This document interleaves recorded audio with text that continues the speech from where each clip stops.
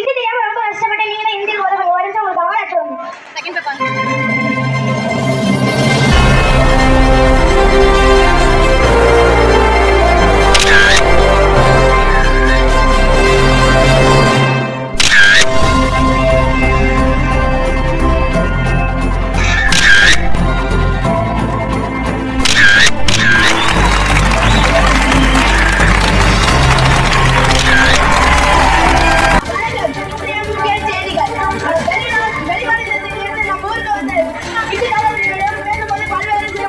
அதை நாம் கலைவாணி பள்ளி மாணவர் மொழிபெயர்த்து பரிசுகளையும் பாராட்டுகளையும் பெறுவார்.